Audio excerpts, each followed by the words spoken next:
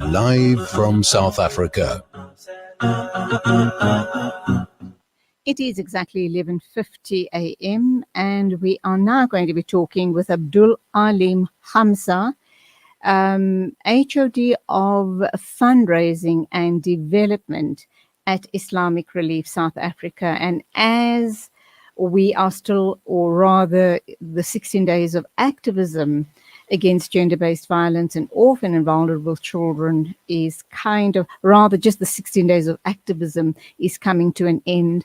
I'm wondering what Islamic Relief South Africa and other such organizations are doing to keep this type of initiative alive in the minds of you and I, so that we can continually be aware of what's happening around us and do our bit with Islamic Relief South Africa to make a difference in the lives of those that are most vulnerable.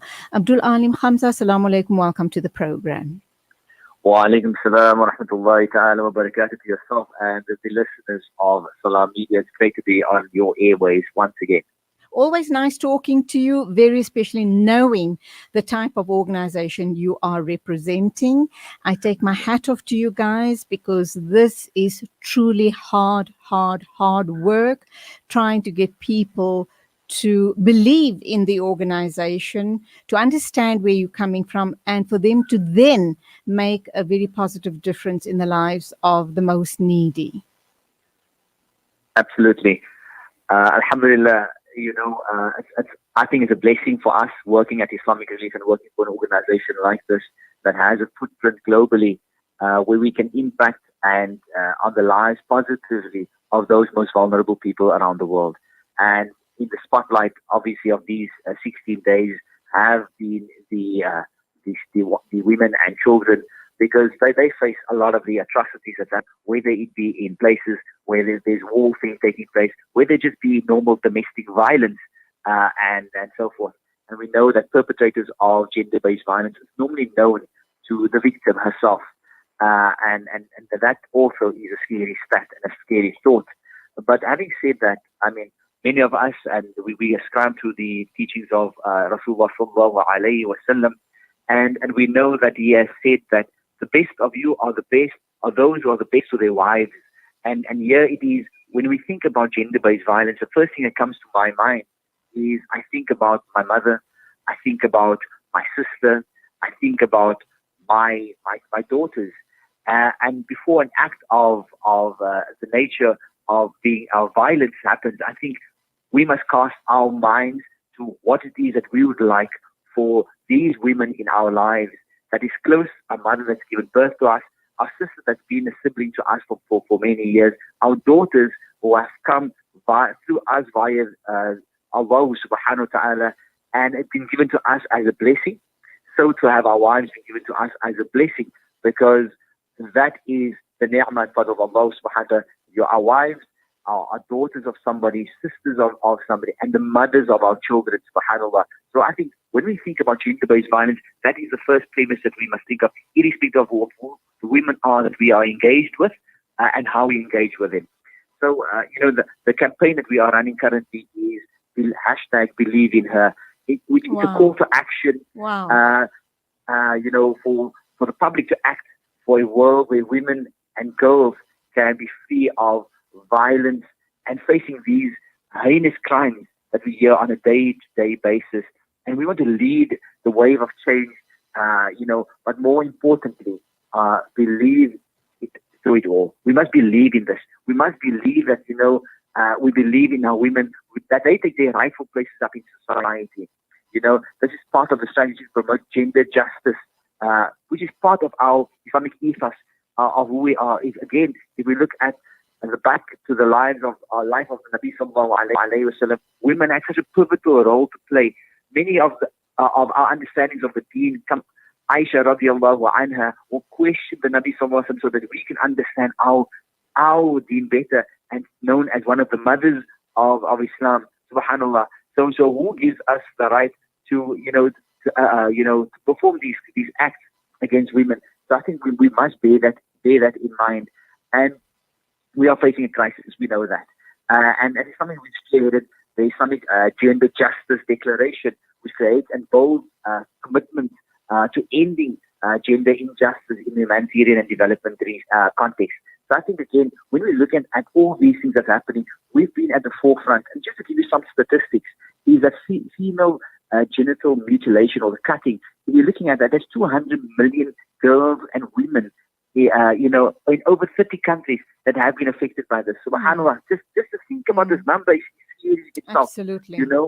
Domestic violence, 1 in 3 women worldwide have experienced either intimate partner violence or non-partner sexual violence. Again, people known to the victim, people engaging with the victim, and then there's early and forced marriages. Over 700 million women alive today were married when they were under 18.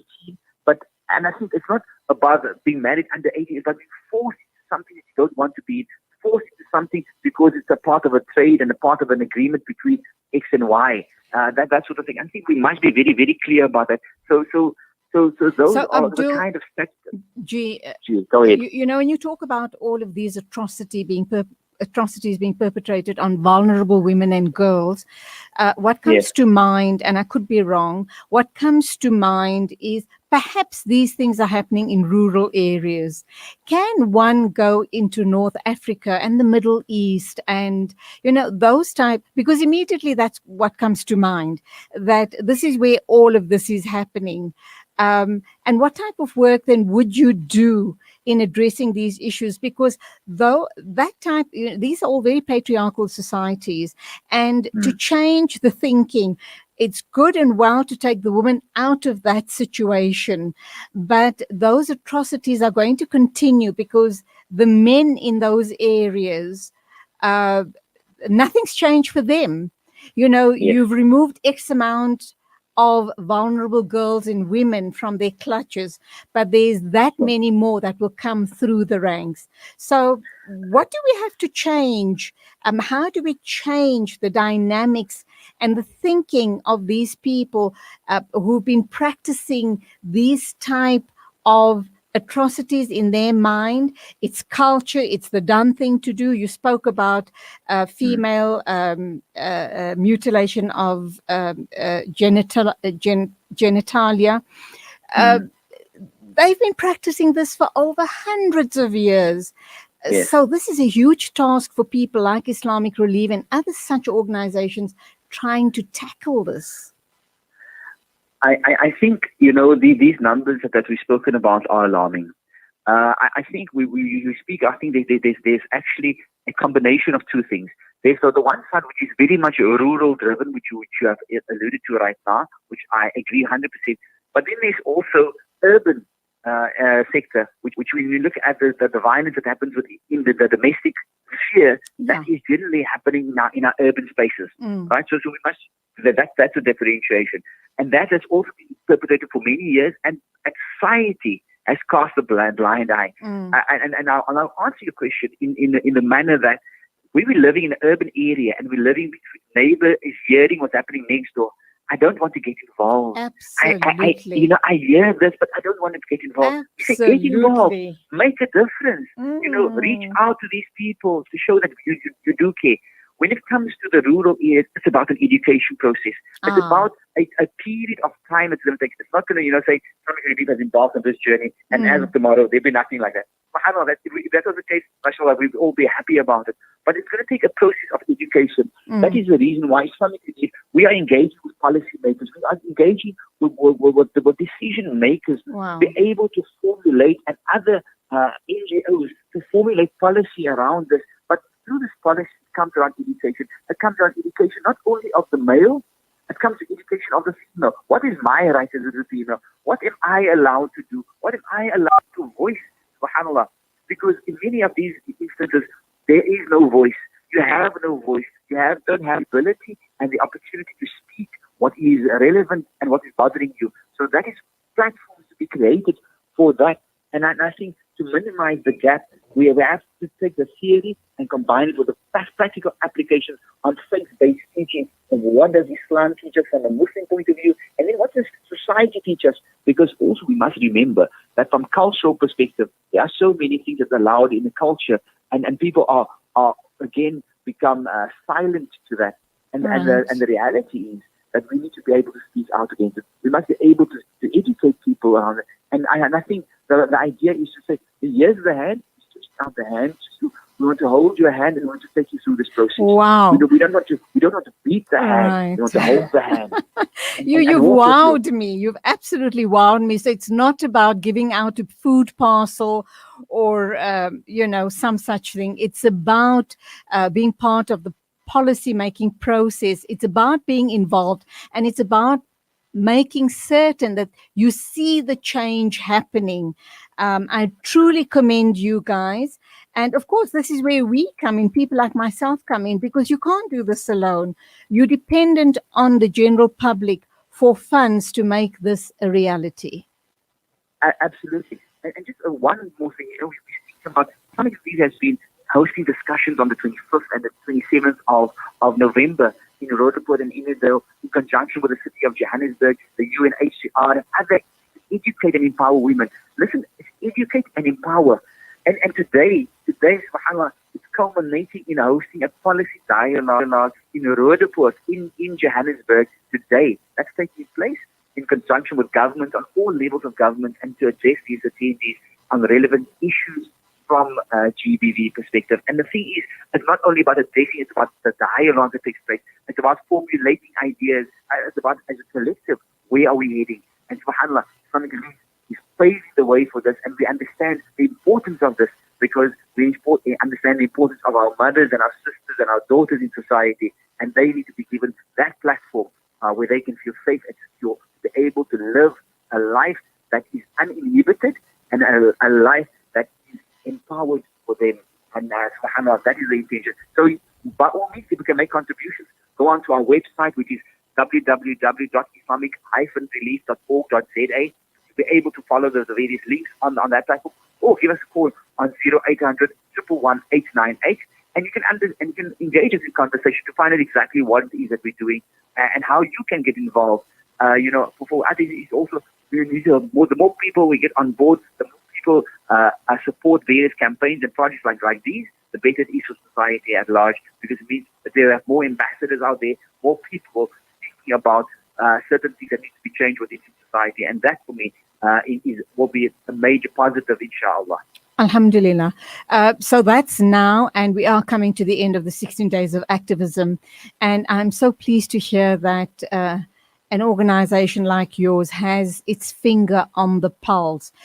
Once we're done with 16 days of activism, what are you looking forward to in the coming year, in terms of just being on board and being a part of the global change, and for non-Muslims to see and recognize that we are not the bad guys or the terrorists that we are perceived as by certain Western influences, but we believe in paying it forward. We believe in humanity. We believe in humankind. And we have such organizations like Islamic Relief that's making huge inroads and making a huge difference in the global communities.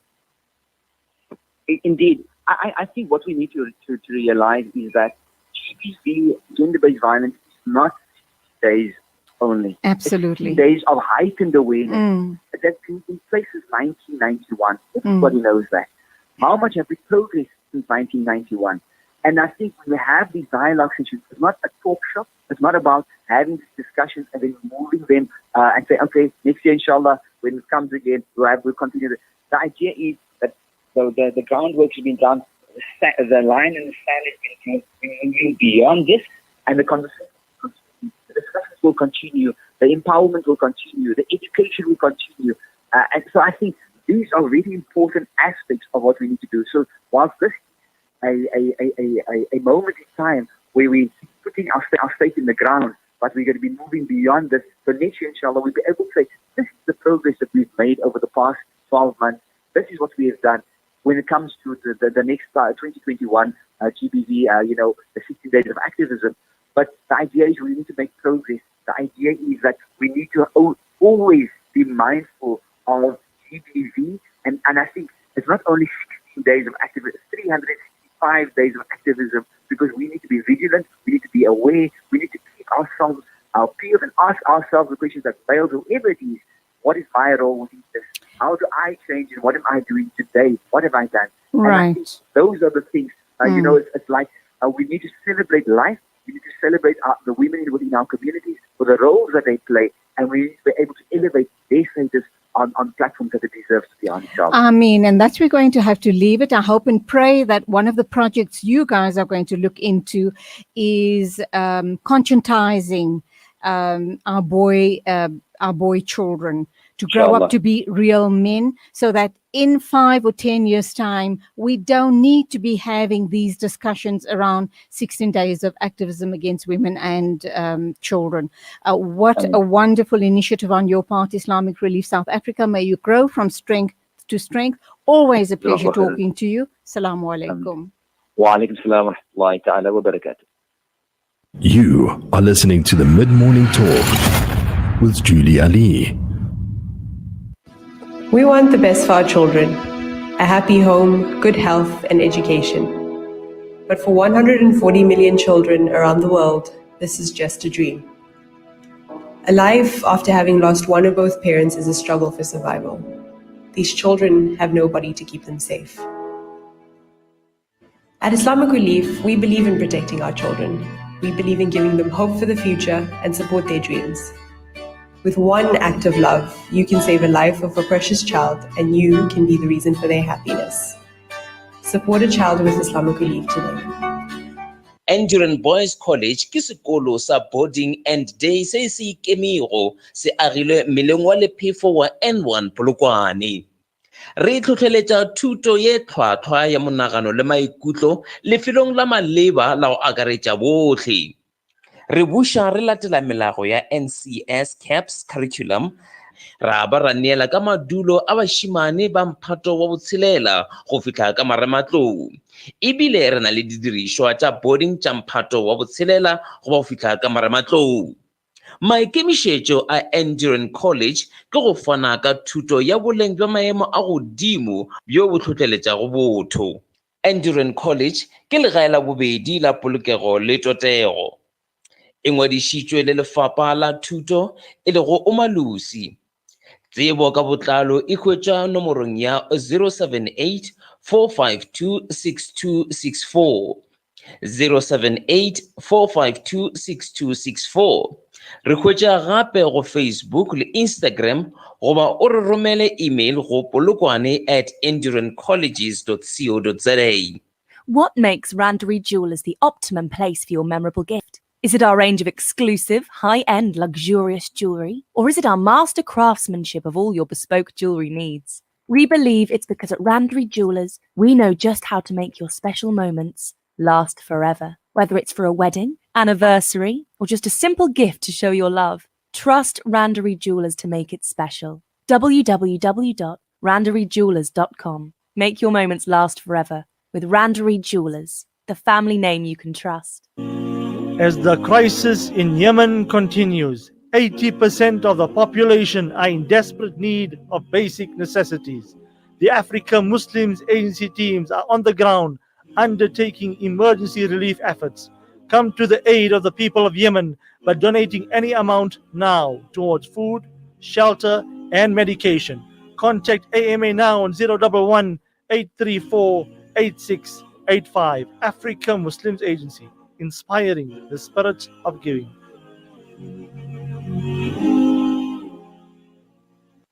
Discover the Africa of your dreams and surround yourself with her spectacular beauty. Relax beneath her serene sunsets and explore wildlife at its natural best. It's where the pride of Africa comes together. The Kwantu Private Game Reserve. Get to know the Big Five or cruise on an elephant safari game drive. Interact with lion and tiger cubs and enjoy world-class halal cuisine while we pamper you during your 5-star stay. Indulge in the true African experience. For reservations, call now on 042-203-1400 or visit kwantu.co.za. The Kwantu Private Game Reserve, the place of gathering. This is the Mid-Morning Talk with Julia Alli. Welcome back, and our next guest is the lovely Ashika Singh. She is a life coach and inspirational speaker. She's here to talk to us about inspiring ourselves to be the best we can be.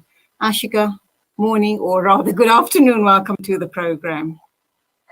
Thank you, Julie. So good to be here. Why do I get a sense that we've talked before? I think we have. I've been trying to replace that for a while. I was at a function on Sunday where you gave an amazing speech, and I felt that I needed to have you on air. You know, I keep telling my producer, we're not speaking to life coaches any longer. We've really spoken to lots of them, and we're done with life coaches. But